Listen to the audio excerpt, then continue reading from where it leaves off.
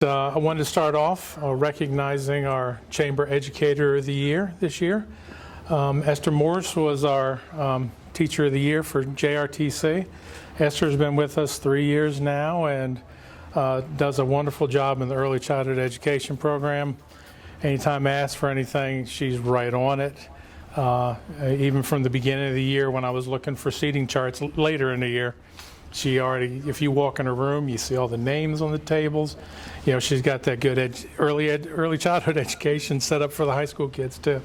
But she does a wonderful job with the students, both high school and preschool students. And she had a few minutes here in the middle of the day before she has to get back to her little ones. But I wanted to recognize her publicly in front of our board here, and congratulations. Much, and thank you for also sitting there looking like you're about to be interrogated. Thank you. Does anybody have any questions? And then we'll let her get off that hot seat. All right. Well, thank you. And again, congratulations.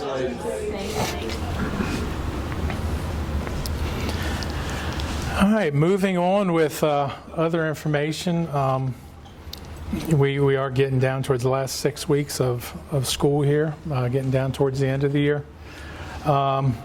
We fortunately got through our nurse aid clinicals unscathed. We had a few delay points where we had to be out for a week because a patient had it, and they kept us out for a little bit. But we did very well with that, and we're very appreciative of the Woodlands for all that they did for us to keep their doors open so that we could come in and do our clinical work.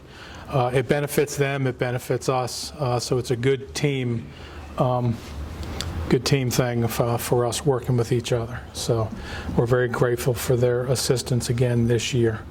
But it has gone well. We will be testing. Originally, when I talked to you all last week, we were planning on one-day test, but the bureaucracy of this stuff, she has to go through 3 different groups to do this test. I think Pearson's going to be out of it after this year. I mean, why do you need to have all these different ones? But they said that we couldn't test more than 10 in one day. We have 18. So fortunately, we were able to get the very next day. So the Thursday, the 20th, and Friday, the 21st, will be the days that our students will do their written test and then their practical hands-on test with a state examiner coming in to do that. So looking forward to getting that done. I know the students are practicing and finishing up all their different little things, because sometimes you make one small mistake and it's enough to fail you. One time we had a kid that did everything right on her arm, kept talking about it, but it was the wrong arm. So it was enough to fail that student. Knew everything, it's just got his head backwards for the right and the left. So some simple things can fail them with that. But a lot of times then they come back another time, get their test, and are right back in it. So we usually do very well with the nurse aid testing, so we're hoping to be able to get that taken care of again this year. And then following, we'll be working on some other testing. Normally, Culinary Arts does their Serve Safe at the beginning of the year, but with the way this year has been, he's now doing Serve Safe with his seniors right now. They started a week, 2 weeks now into it. So we'll get that out. That's another one that's very important for our students. When they get out in the working world, when you go to restaurants, you see those things hanging on the wall.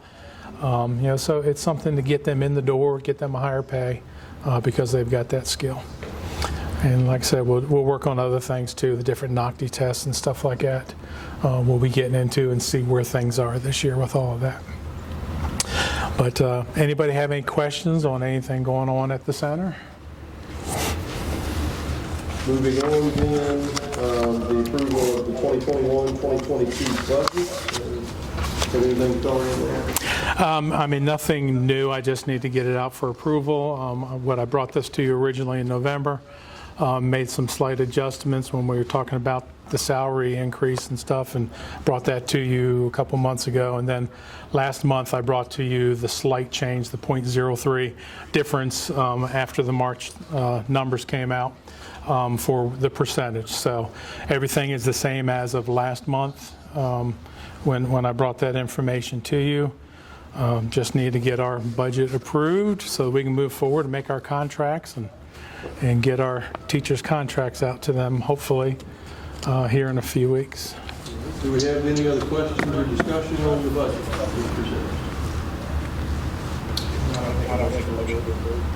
Have a motion approved by Mr. Wright. Do I have a second? Second. Second. Mr. Franson. Mr. Franson on the second. All those in favor? Any opposed? All right, thank you all very much.